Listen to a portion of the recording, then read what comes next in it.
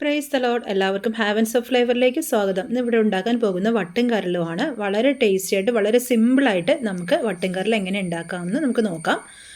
അതിനായി നമുക്ക് കുറച്ച് വട്ടും കരലും കഴുകി വൃത്തിയാക്കി വയ്ക്കാം. അതിലേക്ക് ഒരല്പം മഞ്ഞൾപ്പൊടി ചേർക്കാം. ഇത് നമുക്ക് സിമ്പിളായിട്ട് ചെയ്യാവുന്ന രീതിയിലാണ് കേട്ടോ. നമുക്ക് വേവിക്കേണ്ട മുൻകൂട്ടി.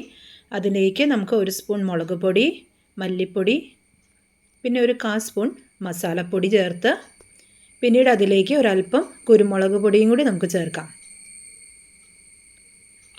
ഇത് ചേർത്തതിന് ശേഷം നമുക്ക് ഒരല്പം കറിവേപ്പില, വെളുത്തുള്ളി അരിഞ്ഞത്, ഇഞ്ചി പൊടിയായി അരിഞ്ഞത്, പച്ചമുളക്, സവാള ചേർത്ത് ഒരല്പം ഉപ്പും കൂടി നമുക്ക് ചേർക്കാം.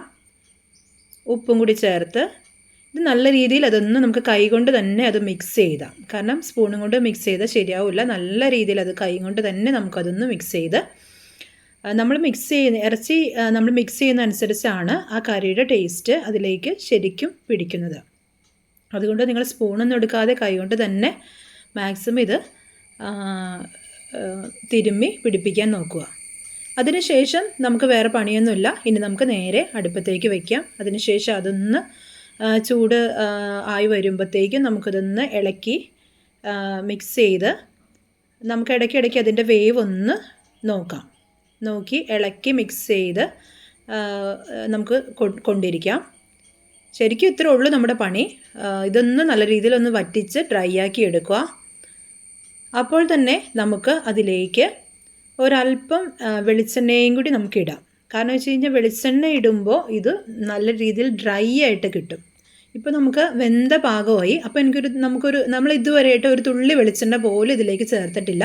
നമുക്കൊരു തുള്ളി വെളിച്ചെണ്ണയും കൂടി ചേർക്കുവാണെങ്കിൽ ഇതൊന്ന് നല്ല രീതിയിൽ നല്ല ക്രിസ്പി ആയിട്ട് നല്ല ഡ്രൈ ആയിട്ട് നമ്മൾ ഇറച്ചിയൊക്കെ ഒലത്തി വയ്ക്കില്ല, അതുപോലെ നമുക്ക് നല്ല രീതിയിൽ ഇതൊന്ന് കിട്ടാനായിട്ട് ഒരു തുള്ളി വെളിച്ചെണ്ണയും കൂടി ചേർത്താൽ നല്ലതാണ്. നിങ്ങൾക്ക് ആവശ്യമില്ലെങ്കിൽ നിങ്ങൾ ചേർക്കേണ്ട. പയ്യെ സിമ്മിലിരുന്ന് വെന്താലും നമുക്ക് കറുപ്പിച്ചെടുക്കാം. അതിനുശേഷം ഇത് ഒരുവിധം ഡ്രൈ ആയിട്ടുണ്ട്. അപ്പോൾ തന്നെ നമുക്ക് ഒരല്പം ഉപ്പിൻ്റെയും കൂടി കുറവുണ്ട്. അതും ഇട്ട് ഒരല്പം കുരുമുളക് പൊടിയും കൂടി നമുക്കിതിലേക്ക് വിതറി കഴിഞ്ഞാൽ എന്നിട്ട് നമുക്കിതൊന്ന് നല്ല രീതിയിൽ ഇതൊന്ന് മിക്സ് ചെയ്യാം.